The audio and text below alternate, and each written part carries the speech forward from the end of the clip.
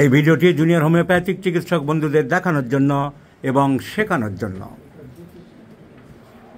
This video is for the teaching of junior homeopathic students. How easily, how easily, within 2 minutes I have selected a correct medicine. এটাই আমি দেখাতে চাইছি। কিন্তু ওষুধটা 1 minute 2 মিনিটের ভিতরে সিলেক্ট করা সম্ভব হবে তখন যখন 80% of the selection is completed by case checking.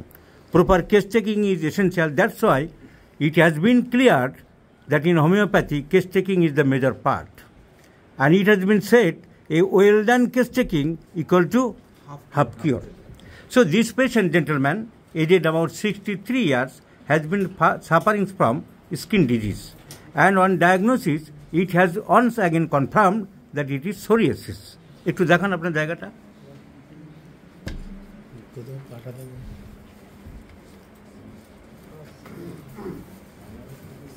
So this is the examples of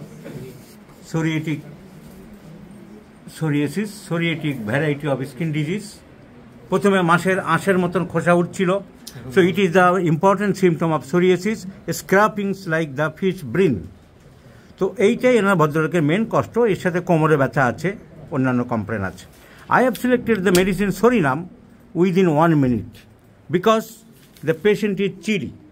The patient is শীত একটু বেশি, sweat is scanty, ঘাম কম is the symptom of Sorinam. Sorinam, aconite, Nux mosquita, is there no perspiration. And discharges are offensive. Stool urine, আমাদের assistant যে লিখেছেন সে লিখেছিল urine offensive, কিন্তু রোগী এখন নিজেই বললেন না ইউরিন শুধু নয় ডাক্তারবাবু আমার পায়খানাটাও খুব গন্ধ হয়। বলেছেন ঘামে গন্ধ হয়, ঘামে কিন্তু পায়খানা প্রস্রাবে বেশ গন্ধ হয়। So discharges are offensive, patient is chilly, শীত গরমের মধ্যে আপনি শীতটা একটু বেশি বলেছেন, এটা ঠিক, শীত বেশি, chilly patient, sweat scanty, and the pathology the psoriasis disease is covered by sulphur, psorinum, mezereum, এদের অ্যাফিনিটি আছে।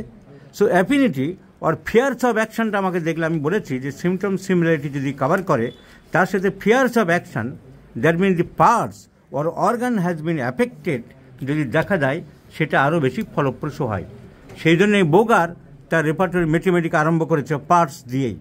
পার্টস এবং মডালিটি বেশি ইম্পর্টেন্ট, তাই বোগারের সিনপটিক ম্যাথমেটিকা সবসময় পার্টস বা লোকেশান দিয়ে আরম্ভ হয়েছে। সো কারণ উনি জোর দিতেন। সো আমাদের লোকেশন বা পার্টস বা ডিজিজ বা ফিয়ার্স অফ অ্যাকশন কাভার হলো thermal reaction, patient is chilly, discharges are offensive, no perspiration is the peculiar symptom. So our medicine is Sorinam. So Sorinam 1 2 dose, যেটা 50 মিলিসিমাল হ্যাপকো বানায় না। আমি হ্যাপকো ছাড়া অন্য কোম্পানির 50 মিলিসিমাল রিলাই করি না একটাই কারণে, যেদিন শুনেছিলাম ল্যাকেসিস পাওয়া যাচ্ছিল না হ্যাপকোতে, তখন অন্য কোম্পানিতে ল্যাকেসিস পাওয়া যাচ্ছিল। তখন আমি জিজ্ঞাসা করেছিলাম অন্য কোম্পানি ল্যাকেসিস দিচ্ছে আপনারা দিচ্ছেন না কেন? বলে আপনি 50 মিলিসিমাল, আপনি তো পড়াশোনা করেন, অধ্যাপক মানুষ, আপনি পড়েছেন 50 মিলিসিমাল স্কেল কীভাবে তৈরি হয়? হ্যাঁ বললাম এইভাবে। বলে তাহলে 3x থেকে তৈরি হয়, তাহলে ও সাপের বিষ তো 3x এখানে আসে না, ওরা পাঠায় 6।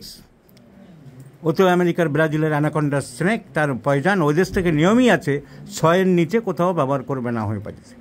তাহলে 3x আসছে না, তাহলে আমরা কী করে বানাবো? তাহলে ওরা বানাচ্ছে, তা ওরা জানে কী করে বানাচ্ছে।